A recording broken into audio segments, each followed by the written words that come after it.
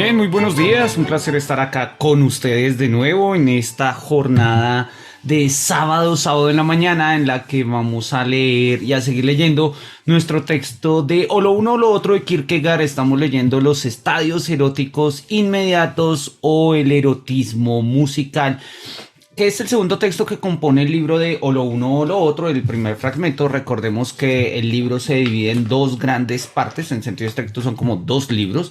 El primero es más grande, que corresponde a los papeles de A, así se llama según la edición que hace Víctor Eremita, y los papeles de A contienen de una u otra forma lo que son, pues eso, los escritos de una u otra forma estéticos. La primera parte de O lo uno.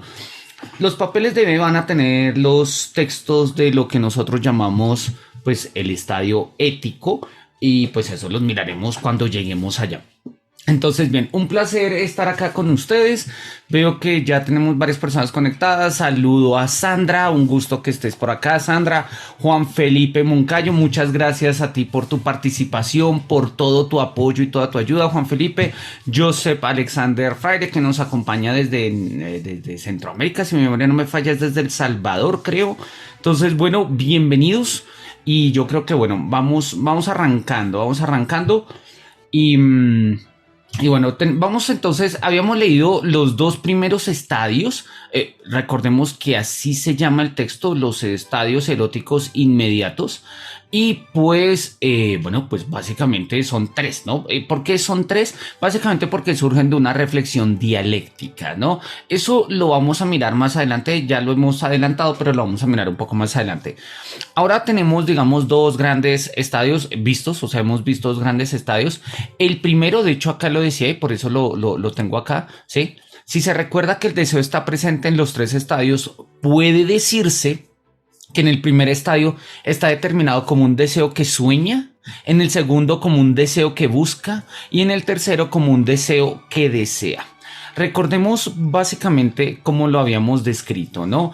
Habíamos dicho que en el primer estadio el deseo despierta, pero su deseo todavía es abstracto, es nostálgico porque se ve privado del deseo, pero también es dulce, porque está emergiendo el deseo. Todavía no hay claridades de lo que se desea, simple y llanamente está despertando este deseo. Es un deseo que sueña, ¿no? En el segundo momento es un deseo que busca, ¿sí? En este sentido, el objeto del deseo ya empieza a determinarse, ya empieza a volverse concreto, ¿sí? Y el tercero va a ser el deseo que desea. El primer estadio está caracterizado, el deseo que sueña, por el paje de las bodas de Fígaro, ¿sí? El segundo está caracterizado por Papageno, que es precisamente el personaje que nos aparece por acá, ¿sí? Papageno, que es el personaje de la flauta mágica. Y el tercero va a ser pues claramente Don Juan. Y así que pues vamos a arrancar. Dice: tercer estadio. Este es el estadio que designa el Don Juan. Listo, clarísimo. En este caso no necesito, como en los precedentes, aislar una parte de la ópera. Aquí no se trata de separar, sino de reunir, pues la ópera entera es esencialmente una expresión de la idea, y con la excepción de un par de números, aquella reposa esencialmente en esta, gravita hacia ella con dramática necesidad como hacia su centro. Por eso, tenemos aquí una vez más la oportunidad de ver en qué sentido puedo referirme a los estadios anteriores utilizando esa denominación cuando doy al tercer estadio el nombre de Don Juan. Respecto de los precedentes, he recordado ya que no tenían ningún tipo de existencia, y partiendo de este tercer estadio, que es propiamente el estadio total, no cabe siquiera tratarlos como abstracciones unilaterales o anticipaciones provisorias, sino más bien como presentimientos del Don Juan. Si bien sigue habiendo algo que de alguna manera me autoriza a aplicar la expresión estadio, pues son presentimientos unilaterales, cada uno de ellos presente solo uno de sus lados. Este es digamos, este es el quid de la dialéctica, ¿no? Este es el quid de la dialéctica, que es tal como funciona la dialéctica hegeliana, sobre todo, marxista también hasta cierto punto, y también la dialéctica existencial kierkegaardiana. digamos que el procedimiento es el mismo, los resultados van a ser diferentes dependiendo de los presupuestos sobre los que se funde la dialéctica. Y aquí quiero hacer dos cosas. Uno, explicar rápidamente por qué hay distintas dialécticas y dos, en qué consiste esta dialéctica que está utilizando Kierkegaard acá, que se parece a la de Hegel. Listo. En primera instancia, dialéctica significa literalmente día a través, logos, palabra, discurso, razón. La dialéctica es un ejercicio que va a través de la razón.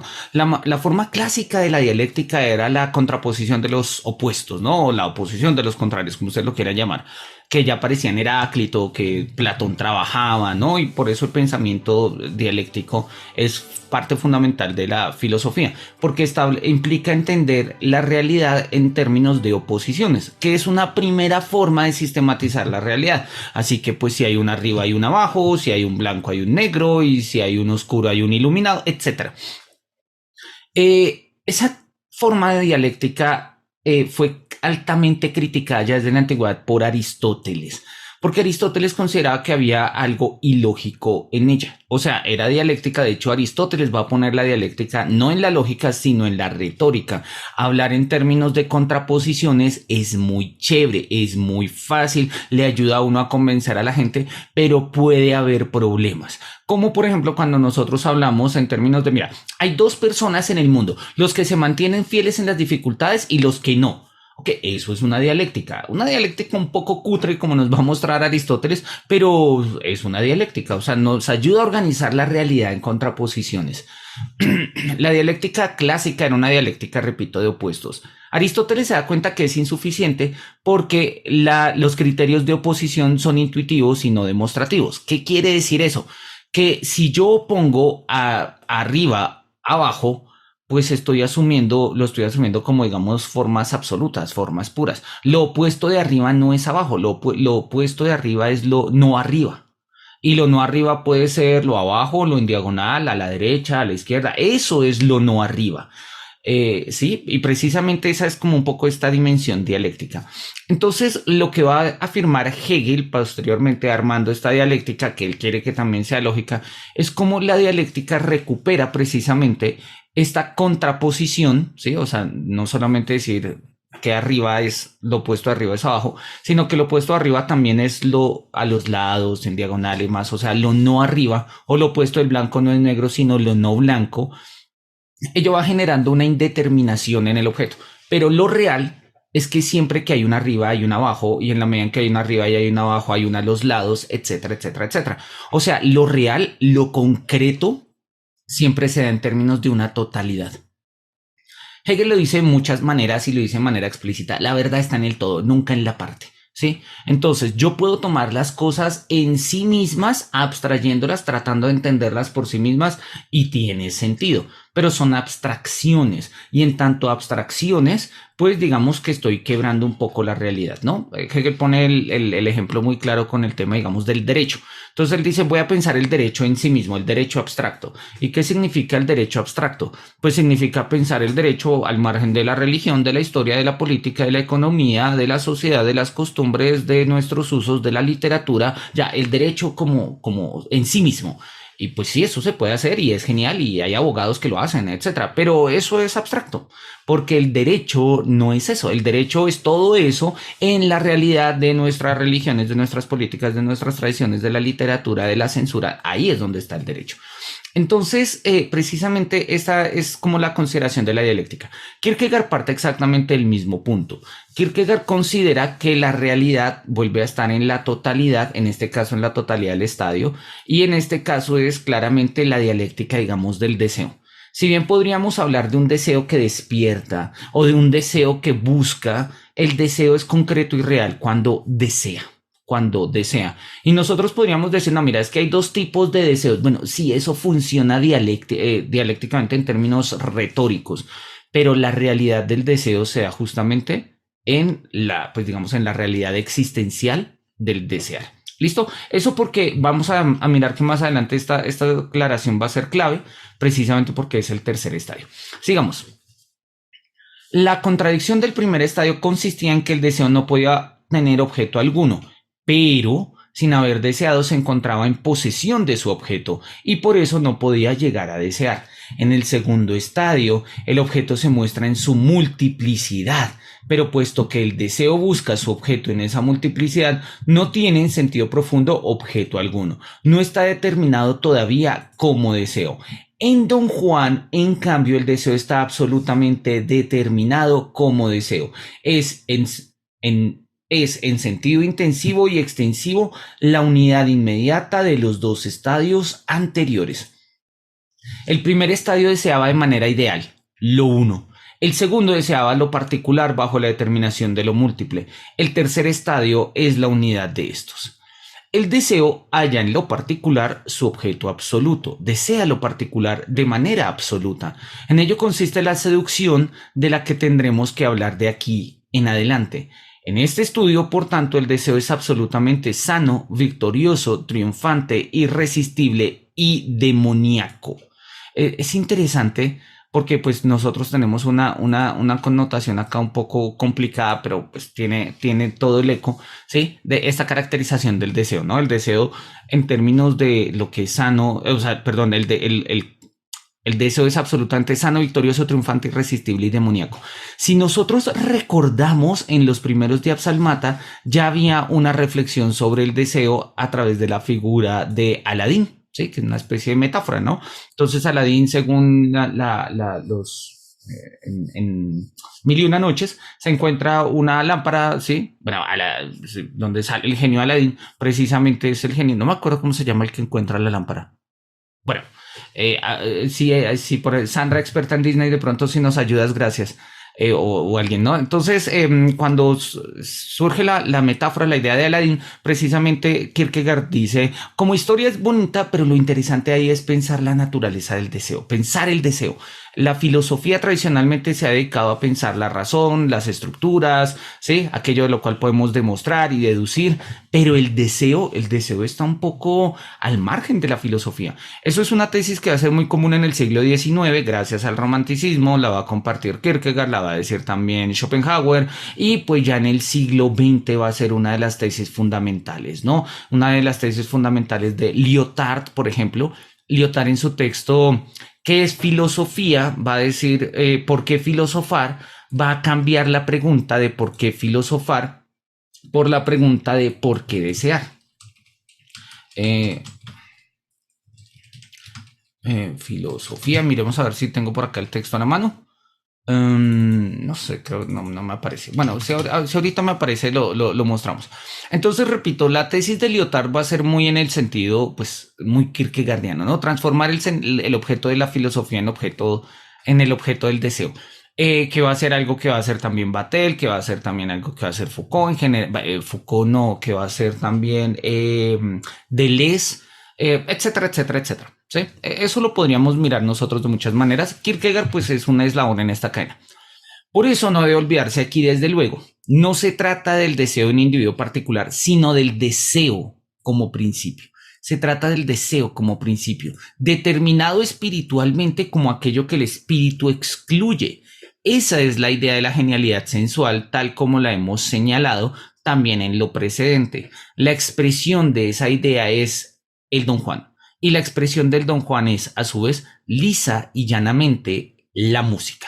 Estas son las dos consideraciones puntuales que a continuación habremos de destacar con insistencia y desde diferentes ángulos, con lo cual se aportará también una prueba indirecta acerca del carácter clásico de la ópera. Para facilitarle al lector una visión detenida del conjunto, sin embargo, intentaré recoger las consideraciones dispersas en torno a algunos puntos. Listo, miremos a ver cuáles son esos puntos de los cuales nos va a hablar Kierkegaard acá. ¿Sí? No es mi intención decir algo particular acerca de esta música y espero que los buenos espíritus me ayuden a abstenerme de hacer acopio de un sinnúmero de predicados baladíes, aunque muy grandilocuentes, o delatar en un rapto de lujuria verbal la impotencia del lenguaje. Tanto más en la medida en que no considero que esta sea una imperfección del lenguaje, sino una potencia superior. Si bien, por eso mismo estoy tanto más dispuesto a reconocer los derechos de la música dentro de sus fronteras. Y acá es una de las tesis más importantes, digamos, que hemos visto y que está señalando Kierkegaard acá. Y es que si bien la música está en la frontera del lenguaje, ¿sí? Eh, de una u otra forma la música es superior, ¿no? Y es superior por varias razones, nos lo ha dicho en distintos momentos, ¿sí? Básicamente porque logra llegar a donde el lenguaje no llega. El lenguaje le pertenece al espíritu, el espíritu está entendido muy idealistamente como la conciencia, y entonces acá la música precisamente permite llegar a otros escenarios, ¿sí? Donde no solamente, o sea, ver una obra, esa es la tesis de Kierkegaard que nos está diciendo desde el comienzo, ver una obra como el Don Giovanni únicamente desde una perspectiva racional es perderse la mitad de la obra. O sea, la obra argumentativamente, reflexivamente, racionalmente, moralmente, como lo quieras llamar, te ofrecen unos aspectos sugerentes, puedes pensar, puedes escribir, hacer críticas de ello, genial, pero agotar la obra en la forma es una reducción, dice él, que ni siquiera el mismo Hegel hacía. Esos son formalistas de por ahí. Nos interesa abordar la obra, digamos, en su totalidad, en su amplitud, ¿sí? Como le dice acá, como una especie de manera absoluta, ¿sí? Que es el objeto, en este caso, del deseo. Y al abordar la obra de esta manera, nos damos cuenta que hay algo en la música que no logra expresarse en términos del lenguaje, ¿sí? Entonces, en este sentido, ¿sí? Pues lo dice precisamente, no es que el hecho de que el lenguaje tenga límites sea malo del lenguaje, no es una imperfección del lenguaje, no, sino es más bien cómo se muestra que la música es superior, que la música es superior. Hay algunos textos que buscan relacionar estas tesis con las de Wittgenstein, porque recordemos que Wittgenstein también reconoció unos límites del lenguaje, pero lo que muchos desde una perspectiva de eso muy formalista, muy logicista, vieron que más allá del lenguaje simple y llanamente estaba el sinsentido, pues Wittgenstein en algún momento va a poner también la mística, va a poner también algo del arte. Hay un texto de Wittgenstein muy bonito, incluso hay una referencia a Kierkegaard en él, que se llama Luz y Sombra. Se los recomiendo, está editado por Pretextos.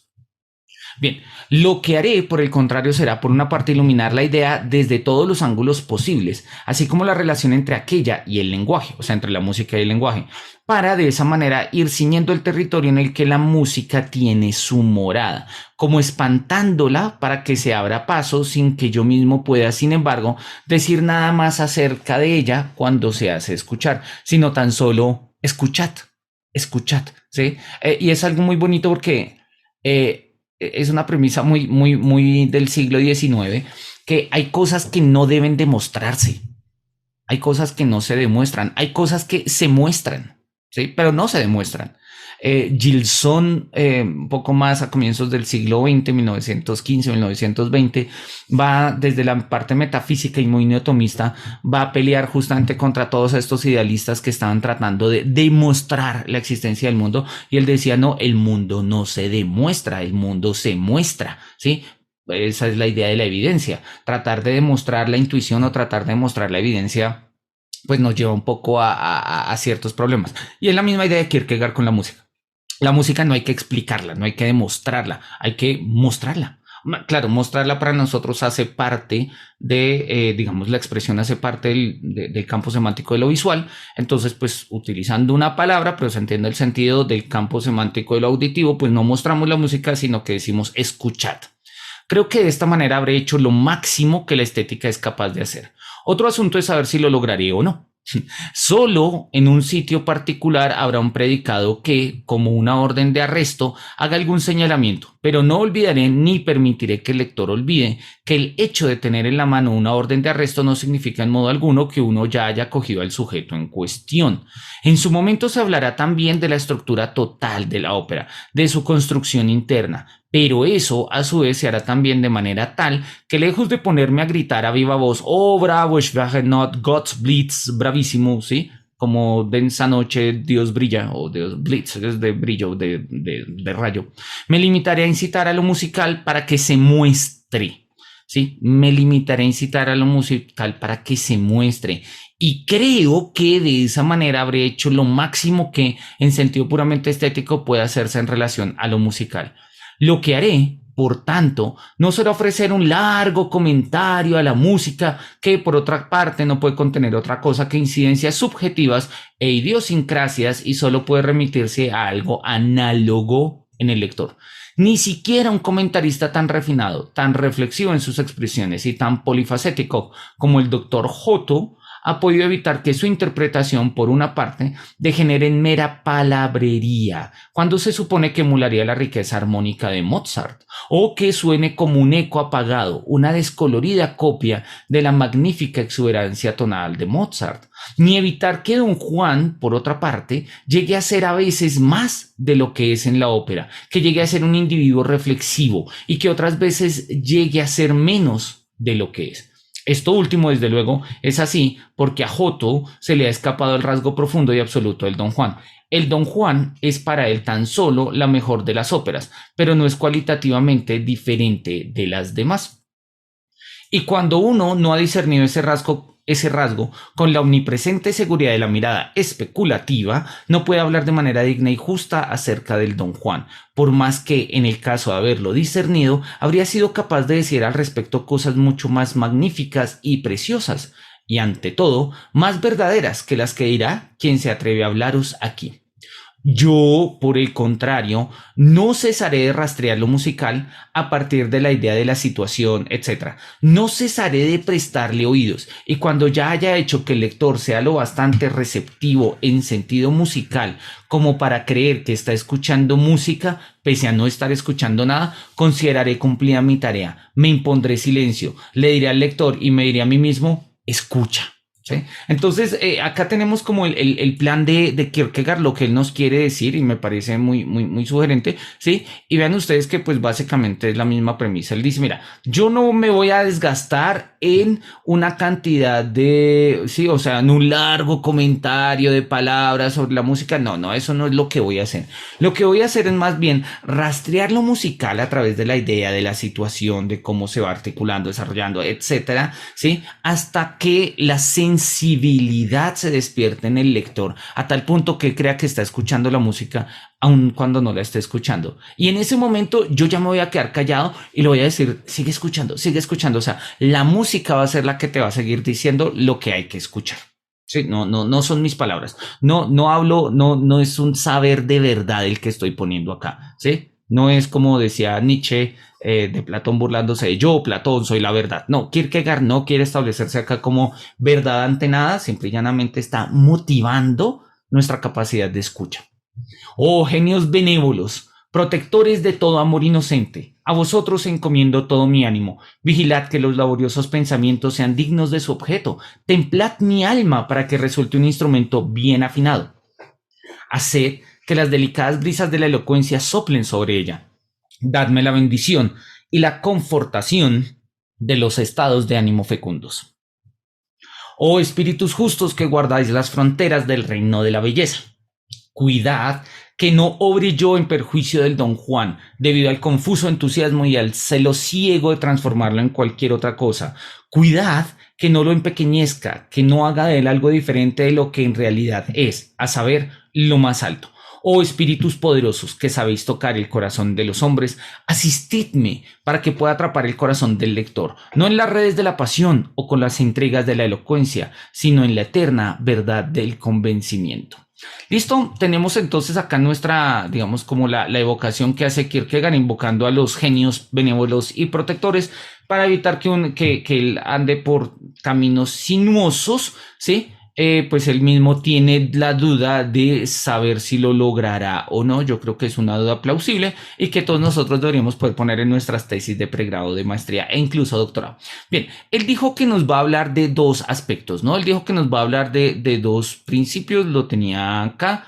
Dos consideraciones puntuales. Pues no son tan puntuales como dice Kierkegaard, pero son dos. La primera es esta, la genialidad sensual determinada como la seducción. ¿Listo? Y pues de hecho ahí le pone número 1. Acá se va a gastar más o menos unas 15 páginas. La segunda, vamos a dejarla señalada de una vez, ¿sí? Es esta, otras versiones del Don Juan comparadas con la concepción musical, ¿sí? Existen varios Don Juan, ¿sí? Y a Kierkegaard le interesa por qué el de Mozart es tan genial. Porque el de Mozart es tan genial, ¿sí? Entonces va a comparar, pues, el de Mozart con otros. Pero primero vamos a mirar, pues, la manera en la que Don Juan aparece, pues, determinado, como lo dice ahí, ¿sí? La genialidad sensual, la genialidad de Don Juan, determinada como seducción y expresada en el espacio que mejor expresa la seducción, que en este caso es la música. Listo. Entonces, vamos a mirar, vamos a mirar. Dice, sigamos acá. Dice, no se sabe cuándo aparece la idea del Don Juan. Lo único que se sabe es que aparece, es que pertenece al cristianismo y que mediante el cristianismo a su vez pertenece a la Edad Media. Esto es una idea sugerente porque ya lo había dicho a él, él había mostrado cómo al comienzo, incluso de una manera dialéctica, la seducción, el erotismo nace con el cristianismo. En el mundo griego había erotismo, obvio sí, en el mundo persa y demás, pero digamos que no estaba determinado como tal, hacía parte de una concreción, digamos, de la concreción misma de la realidad, estaba metido en las cosas mismas y pues no se veía porque hacía parte del mundo. El cristianismo, particularmente en la interpretación ascética del cristianismo y de la castidad y demás, se trata el erotismo común en sí mismo, o sea, se abstrae y en ese momento pues se objetiviza. Ya nosotros podemos leerlo luego, digamos, de vuelta en la totalidad en términos pues, de un ejercicio dialéctico que nos permita comprender cómo es que el erotismo existe como realidad.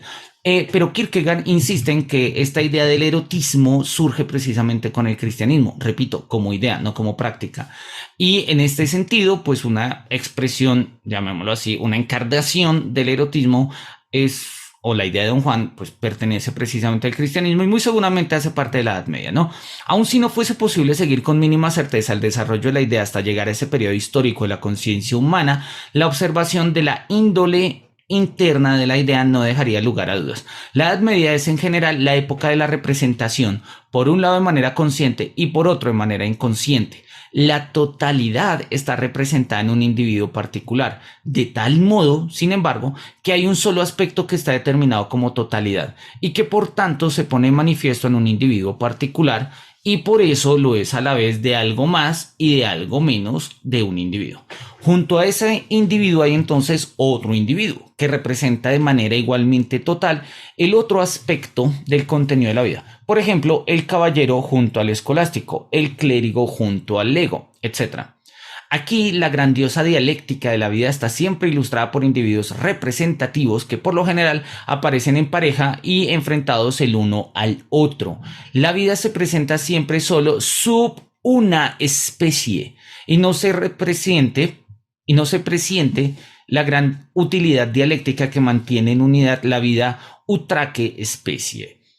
Por eso los opuestos son casi siempre indiferentes el uno al otro. La Edad Media no sabe de ellos.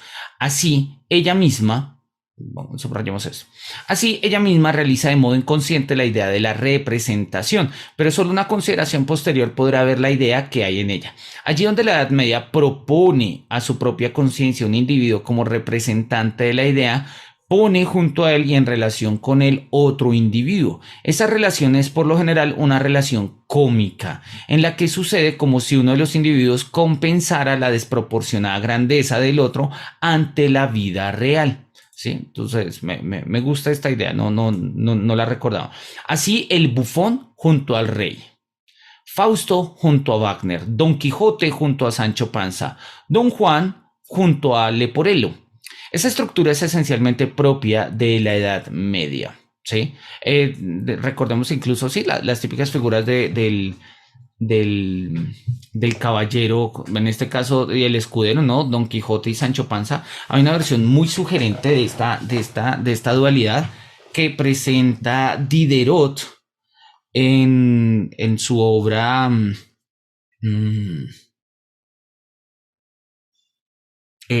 ¿cómo es que se llama? Se llama Jack. Denme un segundo, buscamos cómo es que es la obra de Jack. El verdugo de sí mismo, creo que es.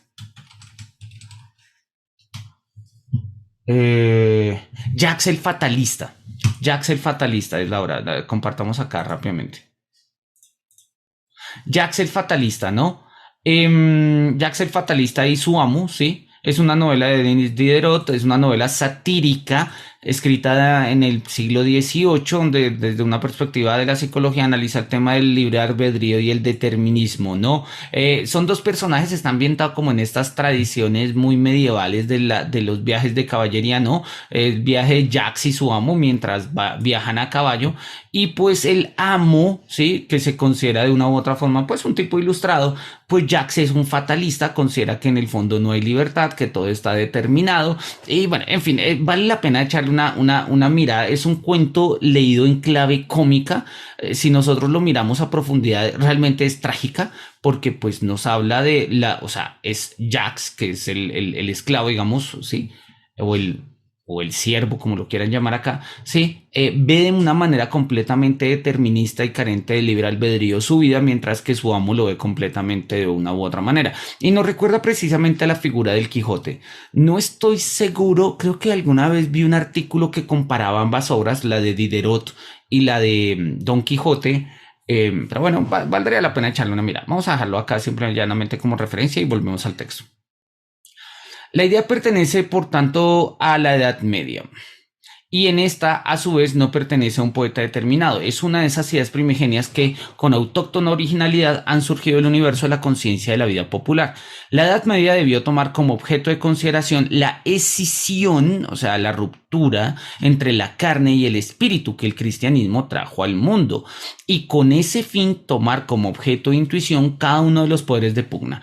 Don Juan es, me atrevería a decir, la encarnación de lo carnal, o la animación de la carne por parte del espíritu propio de la carne. Sí, es una muy buena definición de lo que es Don Juan en tanto idea, ¿no? En tanto mito, si se quiere. Él está hablando acá de la idea de Don Juan.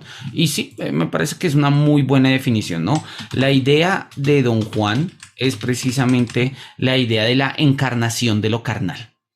Esto ya ha sido ya suficientemente señalado en lo precedente. La cuestión sobre la que quiero concentrarme ahora, en cambio, es si el Don Juan debe ser atribuido a la temprana Edad Media o a la tardía.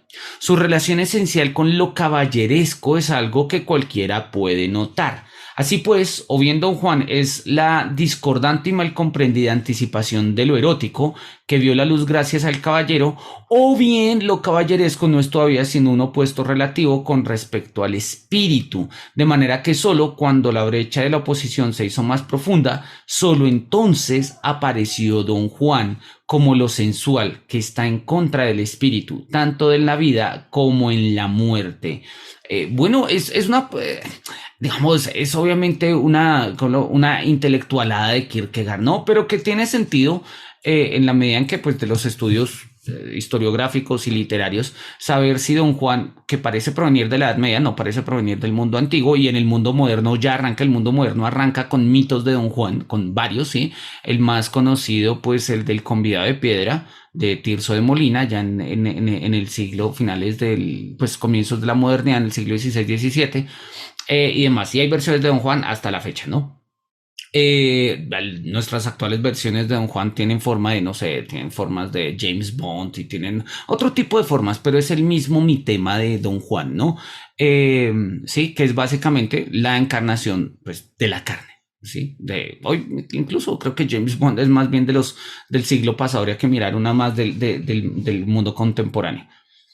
Bien, y Kierkegaard pues se está preguntando, bueno, ¿pertenece a la baja edad media o a la alta edad media? Y establece ahí con unas condiciones curiosas, dice, mira, si perteneciera a la edad media, entonces más bien parecería que la primera expresión del ideal de Don Juan aparecería en la alta edad media con el caballero, porque un caballero suele ser un seductor. Quizás no es la mejor representación, pero sería una representación. Pero si Don Juan aparece realmente en la alta edad media, o sea, contemporáneo de los caballeros, la idea de la caballería podría ser justamente la oposición dialéctica a la figura de un seductor, porque un caballero es seductor, pero también es guerrero y va y lucha y hace todo ese tipo de cosas, ¿no?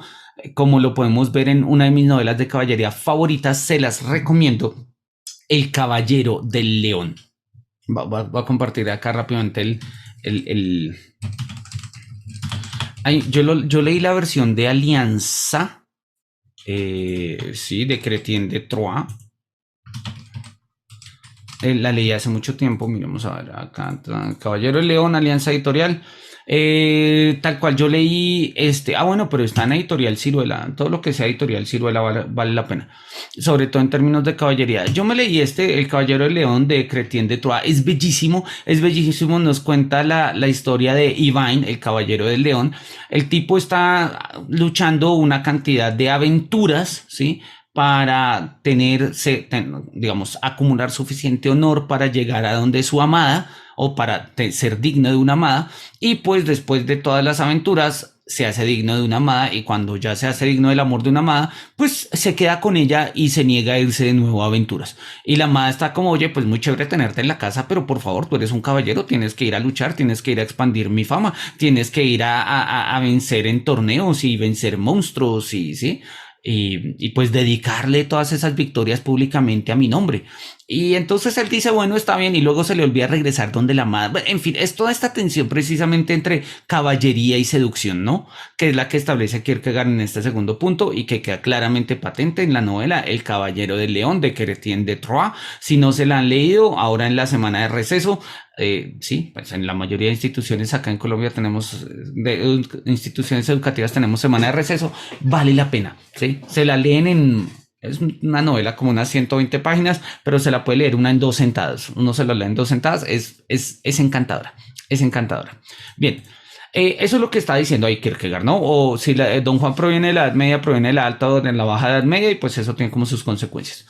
El erotismo en la época caballeresca tiene un cierto parecido con el helenismo, puesto que en ambos casos está determinado de modo anímico. Pero la diferencia es que esta determinación anímica cae dentro de una determinación espiritual general, determinación en tanto que totalidad. La idea de lo femenino tiene aquí de un modo u otro una constante movilidad, cosa que no ocurría en el helenismo, donde cada uno era solo una bella individualidad, pero sin que se barruntara lo femenino. El erotismo del caballero, por tanto, mantenía también para la conciencia medieval una relación conciliadora con el espíritu, por más que el espíritu en su escrupuloso rigor lo hallara sospechoso. Partiendo del hecho de que se introdució en el mundo el principio del espíritu, caben pensar dos cosas. Puede pensarse que lo primero fue la más flagrante contradicción, la más enconada separación, y que ésta fue suavizándose poco a poco. Si es así, Don Juan pertenece a la temprana Edad Media. O puede asumirse, en cambio, que la relación se desarrolló paulatinamente hasta llegar a esa contradicción absoluta, lo cual sería también más natural, pues el espíritu va retirando sus acciones de la empresa mancomunada para, de este modo, operar solo, y así es como se produce el verdadero escándalo, ¿no? Ahí aparece la palabra en griego que dice escandalón. En este caso, Don Juan pertenece a la tardía Edad Media. De esta manera, nos remontamos en el tiempo hasta el punto en el que la Edad Media está alcanzando su apogeo. Y allí encontramos también una idea parecida, a saber, Fausto. Es cierto, la figura de Fausto es una figura medieval, ¿sí? Y Fausto y Don Juan, ¿sí?, serían como estas dos, digamos, figuras que provienen de la Edad Media, pero que le van a dar pie al mundo moderno. De hecho, la literatura moderna empieza precisamente con versiones de estos personajes. Bueno, no, obviamente decir cuándo empieza la literatura moderna es una, digamos, por un lado es una banalidad y por otro lado es una pretensión, ¿no? Pero en sentido amplio es cierto, si nosotros miramos lo que hoy en día hablamos de la literatura moderna que nace desde el Renacimiento y demás, tiene en sus comienzos la versión de Fausto de Marlowe, ¿sí? La versión de Fausto de Marlowe, que si mi memoria no me falla, está escrito en más o menos a finales del siglo XVI, mediados del siglo XVI. La trágica historia de Marlowe, 1604, que fue publicado el mismo año del Quijote, ¿sí? Aparece ya pues la historia de Fausto, ¿sí? Que es obviamente un mito que ronda en la Edad Media, es una obra de teatro sugerente, bonita, nos cuenta el mismo tema de Fausto, ¿no?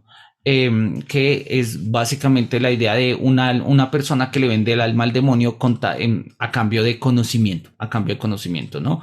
Y está pues el buscador de Sevilla, sí, de Tirso de Molina, que debe ser más o menos también el burlador de Sevilla. Mira, y el burlador de Sevilla, se conserva una publicación del 30, ¿sí? Pero parecería que pues, el burlador de Sevilla pudo haber sido escrito en 1612. O sea, hay una versión, digamos, la primera versión de Fausto en Inglaterra, ¿sí? Digamos que se conservó hoy en literatura, 1604, mismo año de publicación del Quijote, y bueno, el Quijote creo que se publicó fue en el 1605, perdón. Y tenemos en Burlador de Sevilla, con Vida de Piedra, la primera versión moderna en la literatura moderna de digamos, de la figura de Don Juan en 1612. O sea, en más o menos 8 años, si bien es cierto en dos países distintos, pero en un movimiento histórico literario común, surgen estos dos personajes que provienen de la Edad Media, pero vienen a darle vida de una u otra manera a algunos aspectos de la literatura moderna, precisamente porque van a ser abordados de manera moderna, no medieval. Y es lo que le interesa acá a Kierkegaard. Dice, mira, hay una relación ahí entre Fausto y Don Juan que provienen de la Edad Media, tienen su eco en el mundo moderno y creo que vale la pena ponerle atención.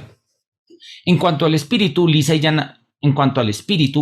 y llanamente determinado como espíritu, renuncia a este mundo, al sentir no solo que este no es su hogar, sino que tampoco es su escenario. Al retirarse a las más altas regiones, deja atrás lo mundano como un espacio de juego para el poder con el que siempre ha estado en pugna y al que ahora le cede su lugar.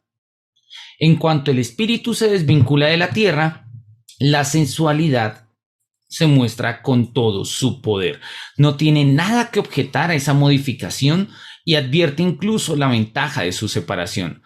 Le alegra que la iglesia no les permita permanecer juntos y corte el lazo que les unía. Más fuerte que nunca antes, la sensualidad despierta en toda su riqueza, en todo su alborozo y júbilo. Y al igual que la ensimismada Eco, habitante solitaria de la naturaleza, que nunca habla primero ni le habla a nadie, a menos que se le interrogue, se deleitaba al oír el cuerno de caza del caballero, sus melodías de amor, el ladrido de los perros, el resollar de los caballos, hasta el punto de que jamás se cansaba de repetirlos una y otra y otra vez, y casi acababa murmurándoselos a sí misma para no olvidarlos. Así también el mundo entero llegó a ser una morada llena de resonancias para el espíritu mundano de la sensualidad, cuando el espíritu abandonó el mundo. ¿Sí? Esto está interesante, subrayémoslo. Nos está hablando claramente del cambio del mundo medieval al mundo renacentista, al mundo moderno. Entonces ahí lo podemos mirar. Veo acá un comentario que nos ponemos. Dice, la lámpara la encuentra Aladino y en ella está el genio. Ah, yo pensé que el genio se llamaba Aladino. Qué pena, me falta de cultura Disney. Oye, creo que voy a tener que sacarle un rato a recordar estas historias. Gracias, Sandra. Dice, profesor, ¿me podrías ayudar a resolver una duda? ¿Qué rol tiene la negatividad en la construcción del existencialismo kierkegaardiano? Porque entiendo que para Hegel lo negativo era de alta importancia en la comprensión de su filosofía. ¿Cómo se puede entender esto? Sí, a ver, es cierto y no es que sea complicado, pero miramos, bueno, sobre ello hay mucho escrito, ¿no? Hay un texto de Adorno. Adorno es un filósofo que va a tratar la noción de lo negativo de una manera bastante profunda. Y pues tiene toda una tesis, de hecho creo que si mi memoria no me falla es su tesis doctoral o su habilitación, ¿sí? Sobre la figura de Kierkegaard. Déjame miro acá un momentico, acá está el texto de Adorno, ¿sí? Miremoslo rápidamente. Acá pues está, digamos, tesis de Adorno, Kierkegaard, construcción de lo estético, y si mi memoria no me falla, acá mismo desde el índice tiene el índice creo que en esta obra está al final. No, mentiras, estará al comienzo después de la introducción. No sé en dónde está el índice. La estética clásica desde el contenido. Bueno, habría que mirarlo. Yo sé que en este texto hay alguna referencia sobre ese tema en concreto. Cuando nosotros revisamos, miremos un momentico acá a ver si lo encuentro y con eso mostramos esto con evidencias textuales. Em, Cuando nosotros miramos, puede ser este tal vez no es la mejor versión, pero me sirve. Esta es la filosofía del derecho de Hegel, ¿sí? La filosofía del derecho de Hegel. Y me interesa mirar ahí como el comienzo, cuando Hegel empieza a hablar precisamente de la idea de lo negativo, que es como en el 4, 5 y 6, estos primeros numerales. Sí, ahí es donde dice que la filosofía siempre llega tarde y todo ese tipo de cosas y mandangas místicas hegelianas, ¿sí? Eh, Lo voy a poner acá Hegel en estos términos, filosofía del derecho, esto es toda una explicación. La voluntad encierra el movimiento de la indeterminación, correcto, el yo es especialmente indeterminación. Por acá le va a aparecer como indeterminación negativa.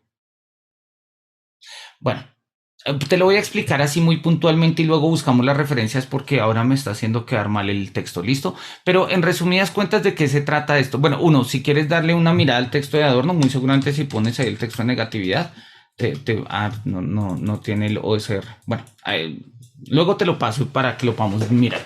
Pero en resumidas cuentas, y digamos de una manera muy explícita, en general, en el idealismo en general, la negatividad es parte fundamental de la determinación de lo real.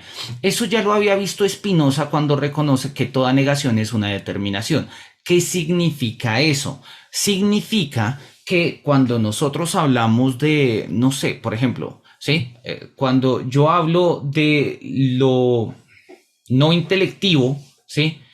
Pues estoy automáticamente diciendo que hay algo que es intelectivo y hay algo que es no intelectivo. Y eso no intelectivo pues implica, no sé, lo sensible, lo incomprensible, lo ilógico, etcétera. Entonces, ¿qué es lo que pasa si carecemos de lo negativo? O sea, ¿por qué es tan importante el principio de negatividad? ¿Sí? El principio de negatividad en general en todos los panteísmos de Spinoza o en todos los idealismos como el de Hegel, ¿sí? Implica un criterio de determinación. Si yo digo yo soy este, no ese, automáticamente pues al ponerme como no ese, pues hay algo que me está determinando como este. Pongamos el ejemplo que la vez pasada, no sé si lo había puesto acá o no, pero si yo llamo por teléfono, no sé, te llamo Sandra y tú me contestas y tú saludas aló y yo te digo, hola Sandra, ¿cómo estás? Y tú dices, perdón, ¿con quién hablo? Y yo te digo, no, no hablas con Jorge. Ok, no hablas con Jorge, te abre o sea, claramente no es Jorge, ¿sí? Pero no sabemos quién es.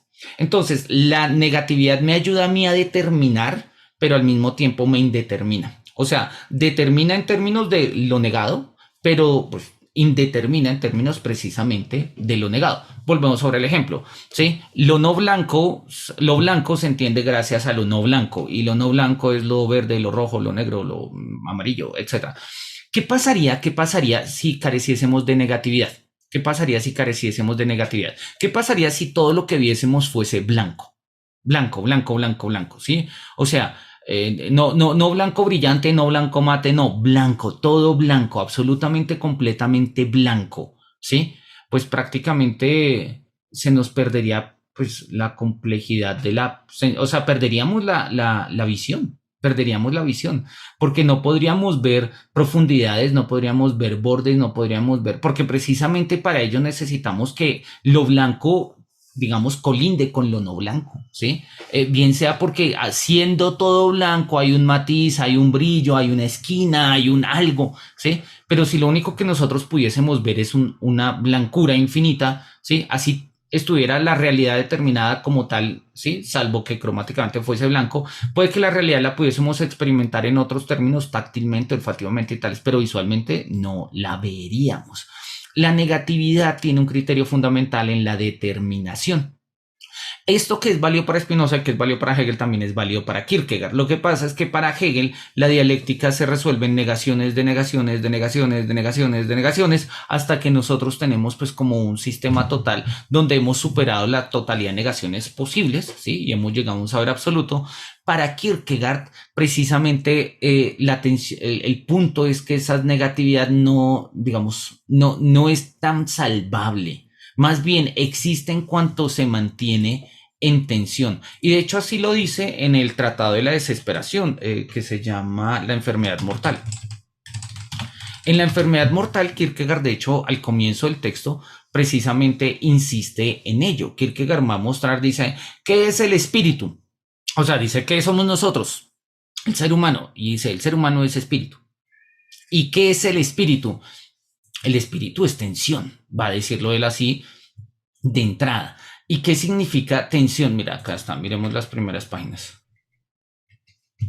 Dice, este es el prólogo, miremos acá un poquito más adelante el prólogo, ¿sí? La introducción que me gusta mucho, que esta enfermedad no es de muerte. Mira, de hecho creo que, no sé, en alguna clase lo habré señalado. Mira, dice, el hombre es espíritu, más que es el espíritu, es el yo, más que es el yo. Es una relación que se relaciona consigo misma, o de hecho, o dicho de otra manera, es lo que en la relación hace que ésta se relacione. El yo no es la relación, sino el hecho de que la relación se relacione consigo misma. O sea, el hombre es una síntesis de infinitud y finitud, de lo temporal y de lo eterno, de la libertad y de la necesidad, ¿sí? Esta síntesis es la relación entre los dos términos, ¿sí? O sea, la tesis kierkegaardiana es que nosotros, y en este sentido se parece muy a lo Pascal, ¿no? Somos una caña pensante, caña por nuestra fragilidad, pero pensante, nos muestra toda nuestra dignidad y potencialidad. La tesis de Kierkegaard es que lo que nosotros somos, ¿sí? Implica un proceso de negatividad, ¿sí? O sea, por un lado, nosotros nos podemos definir en términos de libertad, pero al mismo tiempo en términos de necesidad, en términos de infinitud, pero también en términos de finitud, ¿sí? En términos de temporalidad y en términos de, pues, eternidad, etcétera. Entonces, en este sentido, pues la negatividad también, o sea, la negatividad es un principio que nos determina existencialmente. Dicho en otros términos, yo no me defino únicamente por lo que soy, sino también, e incluso quizás de mayor manera, por lo que no soy. Y eso que en Hegel es visto de una manera muy amplia, pues en Kierkegaard es visto de una manera muy descarnada, muy terrenal, muy existencial.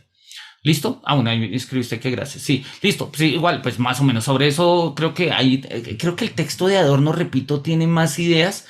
No lo tengo digitalizado con OCR, o sea, con reconocimiento de caracteres, pero luego lo miro y ya les aviso. Digo, ya luego se los comparto. Bien, sigamos acá en el texto. Denme un segundito.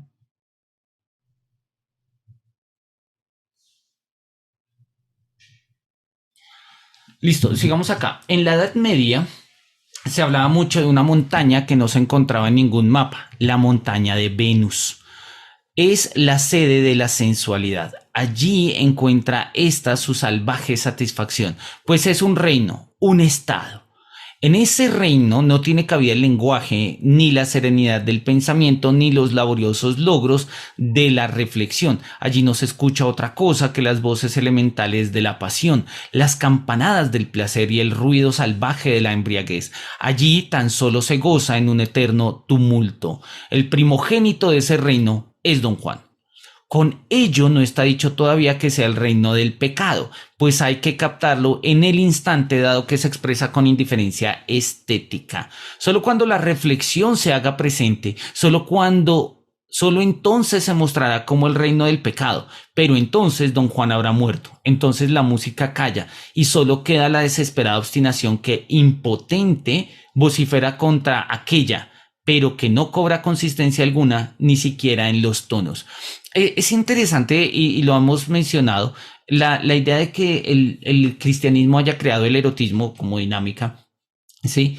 Pues por la oposición dialéctica que hemos mencionado y demás, muestra, y es lo que Kierkegaard está señalando acá, todavía no se entiende como el reino del pecado, y no se entiende como el reino del pecado precisamente porque es una indiferencia estética, o sea, no hay un ejercicio reflexivo, ¿sí? Que se haga presente y lo muestre precisamente pues como reino del pecado. Y en el momento en el que lo pongamos como reino del pecado, ya no hay Don Juan, porque Don Juan no es un tipo consciente, o sea, no, esto suena horrible y en contextos contemporáneos de corrección política peor, pero no es que Don Juan no sea consciente que lo que está haciendo está mal, lo que pasa es que el criterio moral para Don Juan no es el criterio determinante de lo que Don Juan es, ¿sí? Y es decir, uno le podría decir, Don Juan, no seas infiel, está mal que seas infiel. Sí, entonces don Juan diría, no importa, me gusta ser infiel. Ok, entonces en el me gusta hay un ejercicio reflexivo donde el valor de gusto está por encima del valor de fidelidad y podemos echar una carreta reflexiva y cuando podemos echar carretas reflexivas, pues obviamente establecemos jerarquías y cuando hay jerarquías, pues hay mejores y peores y si hay mejores y peores, pues lo mejor es el reino de la gracia y lo peor es el reino del pecado, punto. No, si entendemos a don Juan así, si entendemos a don Juan como un filósofo, perdemos la idea de don Juan, que es la que le está interesando a Kierkegaard acá, la idea de don Juan. La idea de don Juan precisamente es que no llegamos a esos escenarios, es decir, recordemos, el tercer estadio, que es el que estamos estudiando, es el del deseo que desea, ¿sí? Y este deseo que desea puede ser incluso, si lo queremos en estos términos, pecaminoso, incluso inmoral. Oye, nos lo había dicho acá, nos lo había mencionado, ¿no? Tiene algo de demoníaco. Tiene algo demoníaco. Para nosotros la palabra demoníaco es muy fuerte, sí, pero podríamos nosotros quizás entenderla hoy en día como la palabra transgresor, o no sé si es porque yo estudié en un colegio de curas y entonces la palabra demoníaco me suena a infierno y pecado eterno y demás. Pero bueno, la idea de lo demoníaco, la idea de lo transgresor es la que se está apuntando en este sentido.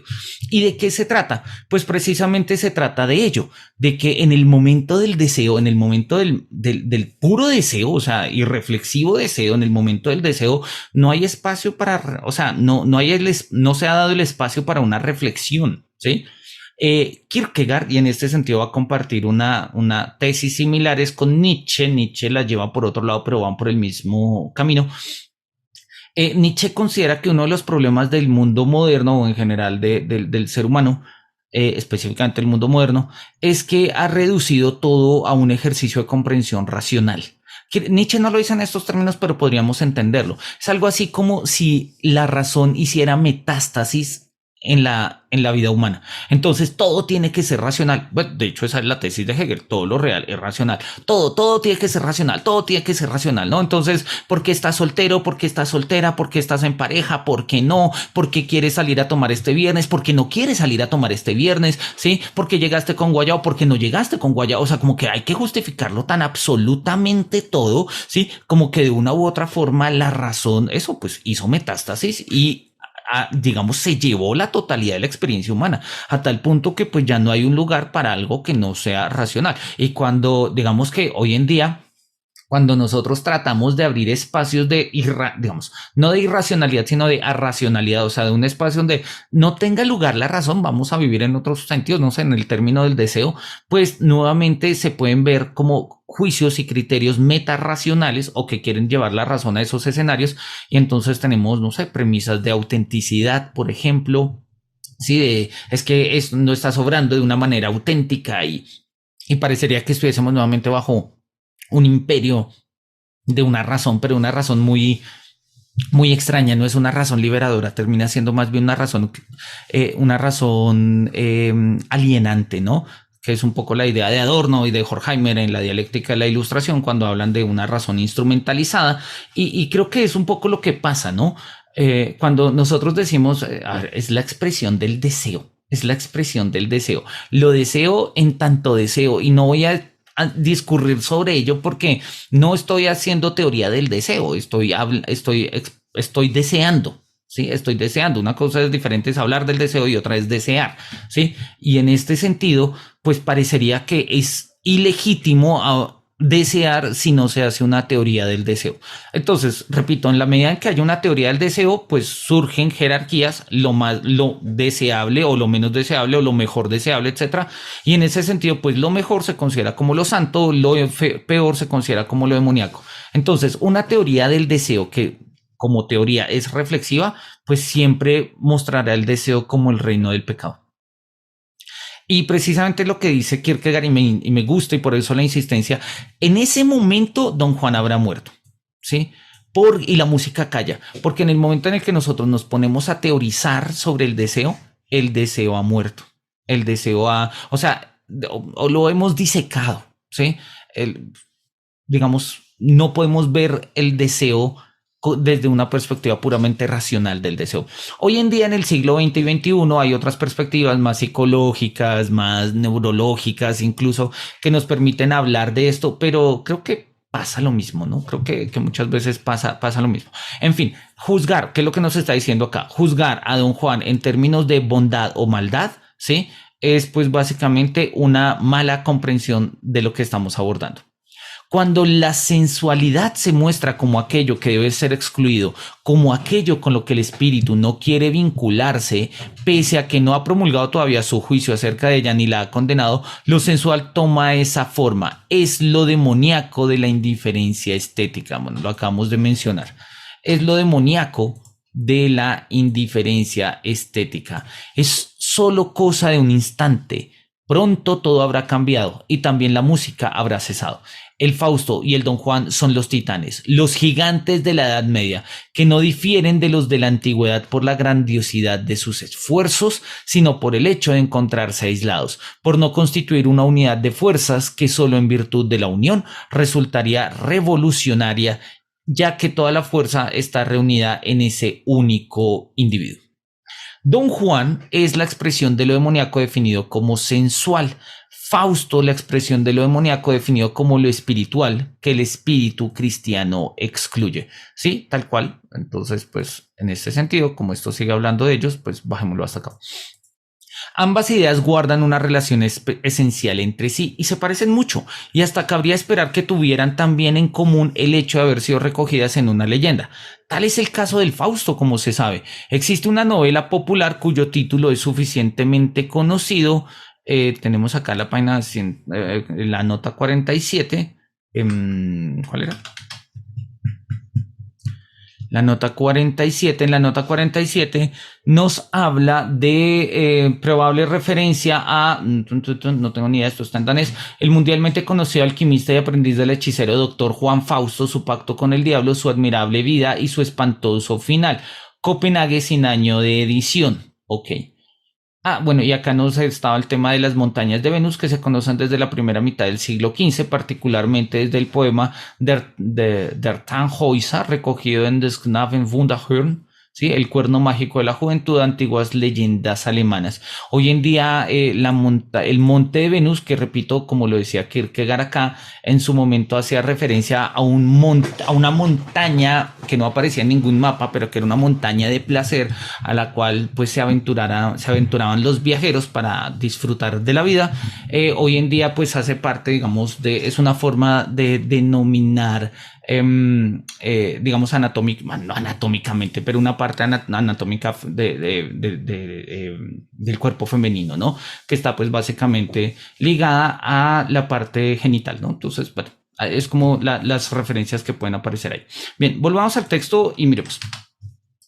Existe una novela popular cuyo título es suficientemente conocido, pero poco utilizado como tal, cosa bastante curiosa en nuestra época en la que la idea de Fausto ha sido tratada tan a menudo. Así están las cosas, mientras que cualquier profesor o catedrático en ciernes cree ganarse la corte del público lector publicando un libro sobre el Fausto, y en este caso sobre el de Goethe, en el que repite fielmente todo lo que otros licenciados y confirmantes del saber han dicho ya, suponiendo que de esa manera tiene el derecho de pasar por alto ese librito insignificante, ¿sí?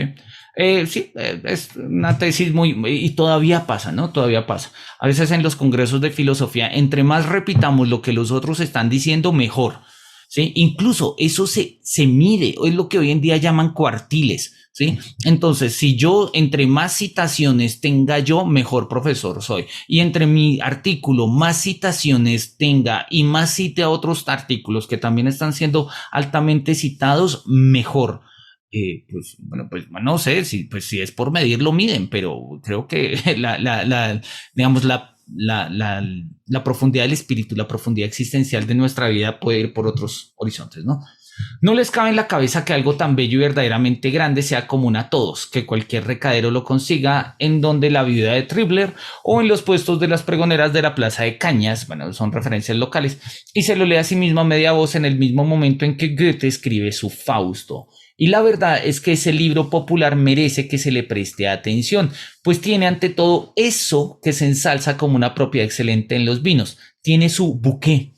es su exquisito embotellado medieval que cuando se lo abre despide un aroma tan intenso, agradable y característico que uno se pone de un ánimo de lo más curioso. Me encantan estas analogías y ahí es donde uno se da cuenta que Kierkegaard como escritor es excelente porque no solo explica, sino que hace unas analogías. Entonces acá hace una analogía entre el libro y el vino, ¿sí? Entonces él dice, hay libros que son como vinos, hay libros que tienen su buque, ¿sí? Hay libros que uno los abre y en el momento en el que los abre es como un vino, ¿sí? Uno le incluso le cambia, uno adopta un ánimo de lo más curioso, ¿sí? Y no es porque sean los libros de los académicos y los libros más actuales y los, no, es porque, oye, es ese libro, es como un vino, es como un vino. Solo he querido llamar la atención sobre el hecho de que no hay una leyenda como esa referida al Don Juan, o sea, no en Dinamarca. No hay ninguna novela, ninguna copla que simplemente publicada este año haya recogido su memoria. Tal vez haya existido una leyenda, pero esta con más probabilidad se habría limitado a un solo gesto, acaso más breve aún que las pocas estrofas en las que se basa la Leonora de Bürger. Tal vez no contenía más que una indicación numérica, pues a menos que esté yo muy equivocado, la actual cifra de 1003 proviene de una leyenda.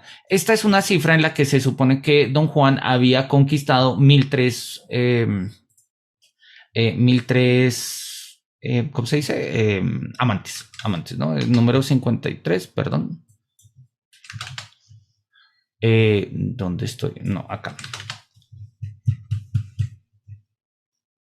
La cifra que en la área de Leoporello indica la cantidad de mujeres españolas seducidas por Don Giovanni. Sí, 1003. 1003 es la idea de que fueron 1003 las mujeres que había seducido Don Juan. Una leyenda que solo contuviese eso sonaría bastante pobre, así que es comprensible que no haya sido recogida por escrito, pero esa cifra es una peculiaridad excelente, una osadía lírica que tal vez muchos no adviertan por estar tan habituados a verla. Pero si bien esa idea no ha hallado expresión en una leyenda popular, ha sido conservada de otra manera. Pues es sabido que el Don Juan ha existido desde hace mucho como una pieza bufa, y esa es incluso su primera forma real de existencia. O sea, la primera forma real de Don Juan no es en una novela, no es en una ópera, o sea, no es, digamos, lo que nosotros llamaríamos una obra de arte, sí, una obra culta, ¿sí? Sino precisamente las primeras versiones de Don Juan seguramente tienen que ver con piezas bufas, o sea, algo que surge de la burla, de la mofa en bares y cantinas medievales, en posadas, y que se van contando y pues ahí empieza a aparecer la figura, ¿no? Pero allí la idea se concibe de manera cómica, lo cual no hace sino evidenciar que la Edad Media, tan hábil como fue para erigir ideales, supo también ver con precisión lo que hay de cómico en la dimensión sobrenatural del ideal. Pues hacer de Don Juan un fanfarrón que imaginaba haber seducido a todas las muchachas y permitir que Leoporello creyese sus mentiras era, por cierto, una situación cómica de lo más propicia. Y por más que ese no hubiese sido el caso, por más que la concepción hubiese sido otra, no podría prescindirse el giro cómico consistente en la contradicción entre el héroe y el teatro en el que éste se mueve. De esa manera, la Edad Media pudo también contar historias de héroes que, de tan robustos, medían media vara de entrecejo, pero sería dar pleno curso a la comicidad el hecho de que un hombre corriente se presentara en escena dándoselas de medir media vara de entrecejo. Esto es una referencia muy interesante, además que es muy actual. Bakhtin tiene un texto muy importante sobre el tema de la comedia, la risa en la Edad Media. Valdría la pena porque muchas de estas tesis tienen su eco en ese texto de Bakhtin. Bakhtin es del siglo XX, claramente. Pero digamos que estamos apuntando a lo mismo. Y es el reconocimiento de que si bien durante la Edad Media, pues hay mucha caricatura de que la Edad Media fue oscurantista y que en la Edad Media hubo cruzadas y era guerra y todo era teología, iglesia y campesinos, pues se desconocen otro tipo de cosas que se van moviendo precisamente de gran manera en la Edad Media, y es precisamente esto, ¿no? La disimetría, el ejercicio de lo cómico, ¿sí? El cómo podemos fabular y decir que vino un gigante, pero después llega una persona normal, lo que pasa es que él dice que es gigante, y pues entonces no mentimos, era un gigante, porque pues eso era un poco lo que pasaban en las novelas de caballería, lo que pasaba un poco en todo lo que en la clase de literatura española nosotros nos enseñaban como el méster de clerecía y el méster de juglaría y demás, todo ese tipo de cosas. Sí, algo de eso se va gestando, y Kierkegaard le llama la atención porque dice, oye, mira, estos personajes que tienen un origen profundamente medieval, pero que son tan importantes en el mundo moderno, hay algo que nos están diciendo. Lo que se ha dicho aquí en relación a la leyenda de Don Juan no vendría a cuento si no fuese por la estrecha relación que ésta guarda con el objeto de esta investigación, si no contribuyera a orientar el pensamiento hacia la meta inicialmente definida. Si esta idea, comparada con la de Fausto, tiene un pasado tan pobre, es seguramente porque, mientras no se advirtiera que su medio propio era la música, había en ella algo de enigmático. Fausto es idea, pero es además una idea que es esencialmente individuo. Pensar lo demoníaco espiritual concentrado en un solo individuo. Eso es Fausto, ¿sí? Eso es Fausto. Fausto es pensar lo espiritual encarnado en un individuo, ¿sí? Y en ese sentido, pues la mejor forma de expresar a Fausto, pues puede ser las novelas o, por ejemplo, el teatro. Pero Don Juan es otra cosa. Don Juan es otra cosa, y por ello la expresión de Don Juan se va a dar mejor en la música. Don Juan reside en la permanente oscilación entre ser idea, es decir, fuerza, vida, y ser individuo. Pero, eso, pero esa oscilación es la vibración musical. Cuando el mar embravecido se agita y las espumosas olas forman en esa conmoción figuras que son como criaturas. Es como si esas criaturas fuesen las que ponen las olas en movimiento. Pero sucede al revés en el paso de las olas el que las forma. Perdón, pero sucede al revés. Es el paso de las olas el que las forma. Así también Don Juan es una figura que siempre aparece, pero que no cobra fisonomía ni consistencia, que siempre se forma, pero que nunca se completa. Y uno no llega a saber de su historia más de lo que cabe oír del ruido de las olas. Cuando el Don Juan se percibe de este modo, todo cobra sentido y profunda significación. Se imagina un individuo particular y le veo o le oigo hablar, el hecho de que haya seducido a 1003 mujeres resulta cómico, ya que al tratarse de un individuo particular, el acento recae en un lugar totalmente distinto, es decir, se destaca quién ha seducido y de qué manera. Claro, el ejemplo es bueno, ¿no? Si pongamos el caso. Si nosotros conociésemos a alguien, ¿sí? Y nos dice, oye, yo he conquistado a 1003 mujeres, uno es como, wow, pues no, pues fanfarrón. O digamos que sí, de pronto sí le creemos, sí, no sé, pues tiene pinta, plata, actitud, ánimo, no sé, sí, 1003 mujeres, pues ¿qué es lo que le decimos? Ok, y la 1004 ¿cuándo es? O sea, ¿y quién va a ser la 1004? ¿Sí? O si llevas cuentas exactas, háblame de las 727, ¿sí? O sea, nosotros podríamos, digamos, caricaturizar un poco el hecho de sus conquistas, ¿no? Si vemos a Don Juan como un individuo, ¿sí? Si imaginamos a Don Juan como un individuo, pues nada, y nos dice, he conquistado a 1003 mujeres, ok, chévere, háblame de una, o cuál va a ser la siguiente, o por qué terminaste con la anterior. Es decir, no tiene la profundidad que tiene la idea. Puede que la leyenda y la ingenuidad de las creencias populares consigan sostener cosas como esas sin advertir lo cómico de ello, pero para la reflexión es imposible. Cuando se lo concibe en música, en cambio, tampoco allí tengo al individuo particular. Lo que tengo es un poder de la naturaleza. Y esto es interesante porque nosotros podríamos llegar a pensar que en la música, en particular en la ópera, ¿sí? Pues el cantante, el personaje de Don Juan es Don Juan. Sí, entonces en este sentido lo reducimos nuevamente al individuo y uno dice, no, porque ¿cómo ponen a Don Juan a este tipo si no es tan pinta? ¿Cómo ponen a Don Juan acá si ni siquiera canta bien? No se trata de eso, sí, no se trata acá del individuo, estamos encarnándole, digamos, encarnando la idea de Don Juan, dándole espacio a su expresión y precisamente pues entender desde ahí lo que está pasando. Esto es un matiz importante por lo siguiente: el mundo moderno es un mundo de las subjetividades, y el hecho de que haya cogido estas imágenes de Fausto y de Don Juan precisamente como formas de la subjetividad, ¿sí? Pues es propia, aparece en el teatro, aparece en la literatura y siguen apareciendo. No obstante, y es lo que Kierkegaard le interesa, no son subjetividades propiamente individuales, si bien sí son individuos y los podemos leer y abordar y trabajar como individuos. También tienen una dimensión de idea. También tienen una dimensión de idea. Si se quieren, dicho de una manera muy escueta, ¿sí? Fausto y Don Juan son conceptos con historias. Sí, en ese sentido, pues en tanto que tienen historias, parecen individuos, pero realmente estamos hablando más de conceptos. O si lo queremos decir un poco más elevado y técnicamente, podríamos decir que se tratan de arquetipos, ¿sí? Y los arquetipos terminan siendo, pues básicamente metáforas. Y las metáforas, vuelve y juega, son una especie de ideas que tienen historias, ¿sí? De esencias de las cuales nosotros también tenemos unas identidades narrativas que contamos y explicamos y charlamos y todo ese tipo de cosas. Y eso pasa con Don Juan. Entonces, reducir Don Juan a un personaje, ¿sí? O sea, un individuo específico, concreto, de un momento determinado que me dice: yo he seducido a 1003 mujeres, pues es una forma cómica, ¿sí? Resulta cómica. Lo mismo que si a mí si me llegase a topar con la persona de Fausto que me dice: vendí mi alma al demonio por conocimiento. Entonces, pues, ok, está bien. Si todo lo conoces, dime en qué número estoy pensando. Oye, se acaba de jugar el alma, su propia alma, con el demonio por conocimiento. ¿Y qué es lo que uno le puede decir? Pues caricaturizarlo. O sea, cualquier pregunta que uno haga en ese contexto de ¿existen extraterrestres? Es una forma de caricaturizar la dimensión existencial profunda, pues, que se está jugando ahí. Y eso es lo que, pues, nos está mostrando Kierkegaard.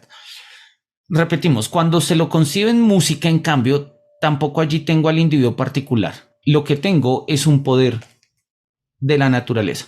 Lo demoníaco, que es tan incansable e incesante al seducir como lo es el viento al soplar, el mar al mecerse o la cascada al precipitarse desde lo alto. En ese sentido, el número de las seducidas podría ser cualquier otro, uno mucho mayor. Cuando se traduce el texto de una ópera, suele costar trabajo hacerlo con exactitud, de manera que la ópera no solo resulte cantable, sino que su sentido armonice suficientemente con el texto, como también con la música. Para ejemplificar el hecho de que esto mismo a menudo puede resultar del todo indiferente, me referiré a la cifra del catálogo del Don Juan, sin que por ello vaya a tomar el asunto con ligereza habitual, con la ligereza habitual con la que la gente lo tomaría, creyendo que ese tipo de cosas carece de importancia. Yo, por el contrario, tomo el asunto con un alto grado de seriedad estética y por eso opino que la cifra es indiferente. La única propiedad que quiero elogiar en lo que respecta a la cifra 1003 es el hecho de que es impar y accidental, lo cual no deja en modo alguno de tener su importancia, pues da la impresión de que la lista de ninguna manera está cerrada, sino que por el contrario, Don Juan sigue adelante. Don Juan, sí, sigue adelante. Uno podría casi sentir lástima por Leoporello, que no solo debe, como él mismo dice, montar guardia junto a la puerta, sino además llevar una contabilidad tan minuciosa que hasta un contador experimentado se vería en apuros. Nunca antes la sensualidad ha sido concebida de la manera como se la concibe en el Don Juan, como principio. Como principio. Exacto. Hoy en día, o sea, digamos, podríamos hacer muchas lecturas del Don Juan, incluso lecturas psicoanalíticas, y no sé, desde una lectura psicoanalítica podríamos pensar que el deseo de Don Juan no es más que, no sé, represiones de la infancia o temas relacionados con la mamá, no sé, podríamos pensarlo de esa manera. Lo que Kierkegaard está mostrando es, no, eso podríamos verlo si Don Juan fuera un individuo, pero el Don Juan, o sea, como la idea de Don Juan y tal como se va a aparecer en la figura en la ópera de Mozart, ¿sí? Nosotros estamos entendiendo la sensualidad como principio. Esa es, digámoslo, si se quiere decir, la naturaleza de Don Juan. Don Juan no puede no ser Don Juan, porque es Don Juan. Y aquello en lo que consiste ser Don Juan es en su sensualidad, en su seducción. ¿Sí? Claro, repito, en el momento en el que leemos a Don Juan como un individuo y queremos emitir un juicio moral sobre Don Juan, pues estamos, digamos, es una miopía respecto a la figura, a la idea misma. a la idea misma y a la figura misma de Don Juan. Así que pues habría que evitar ese camino, pese a que pues hoy por hoy sea un camino que sobre todo en cierto ámbito de correcciones políticas sea tan llamativo tomar, ¿no? O sea, tomar caminos precisamente reflexivos, racionales desde horizontes morales o moralistas sobre, incluso sobre las ideas. Por eso también lo erótico se define aquí mediante otro predicado. Aquí el erotismo es seducción. El erotismo es seducción. En el helenismo, curiosamente, el ideal del seductor falta por completo. No es que con eso me proponga ensalzar el helenismo, pues es de todo sabido que tanto los dioses como los hombres eran unos desordenados en materia amorosa, es una forma bonita de decirlo, como tampoco hacerle algún reproche al cristianismo, pues aquella idea es simplemente exterior a él. La razón por la cual esa idea falta en el helenismo es que en él la vida en su totalidad está determinada como individualidad. Ok, y entonces en este sentido, pues entendemos lo que Kierkegaard nos está diciendo. Y ya lo habíamos mencionado, no quiere decir que no hayan prácticas eróticas, claro que las hay, pero lo que pasa es que no hay precisamente una idealidad del erotismo, ¿sí? Así, lo anímico predomina o se encuentra siempre en consonancia con lo sensual. Por eso, el amor del helenismo era anímico y no sensual, y eso es lo que inspira el pudor que siempre recubre al amor griego. Se enamoraban de una muchacha, removían cielo y tierra para llegar a poseerla, y si lo conseguían, tal vez estaban ya cansados del asunto y buscaban un nuevo amor. Su inconstancia habría tenido, pues, un cierto parecido con la de Don Juan, y para solo mencionar a uno de ellos, Hércules podría haber aportado una lista bastante considerable, teniendo en cuenta que solía encargarse de familias enteras que contaban con hasta 50 hijas, y algunos relatan que, a la manera de un buen yerno, se hacía cargo de todas ellas en una sola noche. Sí, eso sería ser un buen yerno. Obviamente es un tono irónico acá de Kierkegaard, pero funciona. Pero es esencialmente diferente de Don Juan, no es un seductor. Cuando se piensa en el amor griego, en efecto, este es de acuerdo a su concepto, fiel, precisamente porque es anímico. Y el hecho de que el individuo particular ame a muchas es algo accidental, así como con respecto a las muchas que ama, es accidental que ame cada vez a una distinta. Cuando ama a una, no piensa en la siguiente. Don Juan, en cambio, es cabalmente un seductor. Su amor no es anímico, sino sensual.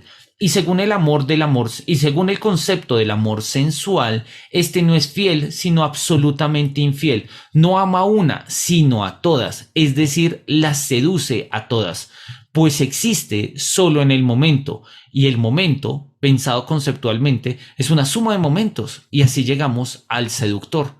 El amor caballeresco también es anímico y por eso, de acuerdo a su concepto, es esencialmente fiel. Solo el sensual es, según su concepto, esencialmente infiel. Pero esa infidelidad suya se muestra también en otra cosa, a saber, que resulta ser siempre solo una repetición. Y este es un tema muy importante porque ya lo habíamos dicho, Kierkegaard, el tema de la repetición en Kierkegaard va a ser un tema fundamental y lo va a ser fundamental por muchos niveles. Uno, porque él está pensando todavía si puede volver con la ex, así de simple. Pero dos, porque es una forma categorial de enfrentarse a la dialéctica hegeliana. En la dialéctica hegeliana, sí, nosotros leemos la contraposición de opuestos, entonces, no sé, lo blanco y lo no blanco en la realidad de los colores. El blanco, el negro, el rojo, el azul son abstracciones de una realidad concreta. La realidad concreta son los colores. Y en los colores es que de los colores es que nosotros podemos abstraer determinaciones específicas como, repito, lo blanco, lo negro, lo verde, lo azul, etc. La dialéctica hegeliana es progresiva, en ese sentido me permite ir de los colores a las cualidades, de las cualidades a las cantidades, ¿sí? A las determinaciones, o sea, puedo yo moverme por toda la ciencia de la lógica, ¿sí? Desde los conceptos y desde sus aspectos más ideales hasta las realidades más específicas y empíricas de la geografía, ¿sí? A partir de un ejercicio dialéctico. Esa es la idea de Hegel. Para Kierkegaard, la dialéctica existencial oscila no en superaciones, sino en repeticiones. Por eso la teoría de los estadios de Kierkegaard apunta más bien a que entre estos tres estadios tradicional, bueno, acá tenemos los tres estadios eróticos inmediatos, ¿no? El del deseo que sueña, el deseo que busca y el deseo que desea, ¿sí? que él dice que en el fondo realmente solo son uno, ¿sí? Podríamos ver análogamente la teoría de los tres estadios, el estadio ético, estético y religioso, donde no se trata que haya una progresión dialéctica entre ellos, sino el problema es la repetición que hay entre ellos, ¿sí? Que tampoco se entienden exactamente, incluso ni siquiera en un sentido puro.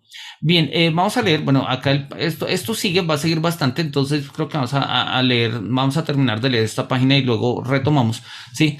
El amor anímico comporta en un doble sentido algo dialéctico, pues comporta por un lado la duda e inquietud y además quiere ser dichoso, quiere ver cumplido su deseo y ser amado.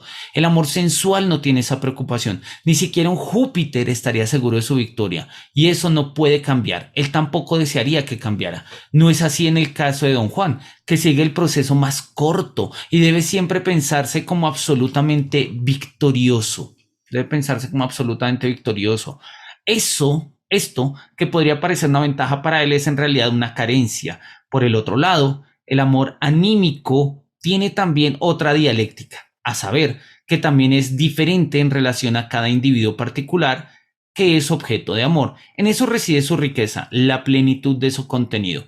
Otro es el caso de Don Juan, pues este no tiene tiempo para esas cosas. Para él todo es tan solo cuestión de un momento. Verla y amarla era lo mismo. Verla y amarla era lo mismo. Es la idea de la inmediatez, ¿no? En algún sentido eso puede decirse acerca del amor anímico, pero hay también apenas sugerido un inicio. A Don Juan se le aplica de otra manera. Verla y amarla son lo mismo. Ese es el momento. En el mismo momento todo ha terminado y lo mismo se repite hasta el infinito. Y por ello vemos que desde el comienzo se va mostrando cómo el estadio estético también termina en desesperación. ¿Sí? Que eso es básicamente como pues el destino fatal pues, de estas formas de existencia. Si el pensamiento introduce lo anímico en Don Juan, el hecho de que se sitúen aquellas 1003 mujeres, en este caso en España, resulta ridículo, contradictorio, algo que ni siquiera se desprende de la idea. Termina siendo una exageración que resulta molesta. Por más que uno imagine que de esa manera se lo idealizaba. Uno se encuentra en aprietos si no cuenta con otro medio que el lenguaje para describir ese amor, pues tan pronto como se ha renunciado a la ingenuidad que con toda inocencia podría sostener que hubo 1003 en España, se necesitaba algo más, a saber, la individualización anímica. La estética no se da jamás por satisfecha con eso de meter todo en el mismo saco, ni quiere que se le asombre con cifras aritméticas. El amor anímico no se mueve sino en la rica multiplicidad de la vida individual, en la que los matices son lo verdaderamente significativo. Es interesante y Kierkegaard lo quiere mostrar acá y de hecho ya lo ha dicho y lo va a decir más adelante. El hecho de que hayan 1003 mujeres que haya seducido a Don Juan es hasta cierto punto accidental. Y como él lo decía, Don Juan todavía está en proceso, ¿no? Don Juan sigue adelante. Es decir, pero no sigue adelante en términos cuantitativos, no sigue adelante en términos de ahora viene la 1004 y la 1005 y la 1010, ¿sí? Hoy me acordé de la 627. No se trata simplemente de eso. De hecho, quien lleva las cuentas es Leporello, ¿sí? Leporello, de hecho, y Kierkegaard lo decía, uno podría casi sentir lástima por Leporello, que no solo debe, como él mismo dice, montar guardia, sino llevar una contabilidad tan minuciosa. A Don Juan no le interesa llevar la cuenta, ¿sí? Porque para Don Juan verla y amarla eran lo mismo. O sea, para Don Juan el amor, la seducción se da en el momento, ¿sí? Y en ese momento, en el momento en el que se da la seducción, todas las demás, ¿sí? Simple y llanamente desaparecen. Don Juan ama a quien ama en la sensualidad de su amor de una manera inmediata, ¿sí? No hay una mediación del récord, que eso es lo que lleva a Leporello, ¿sí? De no, pero es que ya con estas son 1003. A Don Juan le da lo mismo, podría ser la primera, ¿sí? Y ese es el quid de lo que hace que pues la figura de Don Juan como idea sea una forma excelente y muy, digamos, pertinente para encarnar pues el erotismo, para encarnar precisamente la sensualidad. ¿Listo? Bien, todavía nos quedan básicamente casi unas 5 páginas para terminar este primer apartado. El primer apartado termina en la 121, nosotros quedamos en la 114, lo cual no está mal. Empezamos hoy en la 105. Sí, empezamos hoy acá en la 105, entonces leímos casi 10 páginas, llegamos a la 114, 115, lo cual está más o menos como en nuestro récord. Vamos a dejar acá como una indicación de que vamos en este lugar. Bien, vamos a terminar, pero les voy a dar un aviso parroquial que es importante para estos encuentros y es lo siguiente. Me llamaron a dictar una cátedra durante 7 sábados en la Universidad Gran Colombia, una cátedra para una maestría en educación y pues van a ser los sábados porque acá en Bogotá las maestrías, muchas de las maestrías se estudian los sábados. Entonces durante estos sábados pues voy a desplazar la sesión. Lamentablemente no sé si a todos les cuadre, ojalá que sí, si no pues ojalá nos volvamos en 8 sábados, pero vamos a seguir haciendo las sesiones, vamos a desplazarla a los jueves a mediodía. Sí, sé que es un horario súper atravesado, pero pues de pronto en la hora de almuerzo pues podamos encontrarnos y vernos, ¿sí? Si podemos hacerlo bien, si no, pues vamos a dejar igual las grabaciones ahí, porque hacer una pausa de 8 sesiones puede ser bastante extenso y perderíamos el ritmo. Preferiría que si no pueden estar en el espacio presencialmente, pues podemos hacerlo virtualmente, ¿no? Yo apenas terminamos las sesiones, pues nos conectamos, digamos, pues lo subo a YouTube y podríamos verlas ahí. Entonces, asumo que pronto en el espacio y mediodía podría ser, digamos, un poco más ágil, podemos ponernos nuestros audífonos, escucharlo, si simplemente podemos escucharlo, o si ya queremos leerlo y revisar todos estos detalles que vamos poniendo en los libros y las anotaciones, pues podríamos verlo en diferido. Cuando se acaben las sesiones, que van básicamente hasta el primer sábado de noviembre, sí, o sea, ya para el segundo sábado de noviembre, podríamos retomar nuevamente los sábados, ahí miramos dependiendo de cómo va el asunto.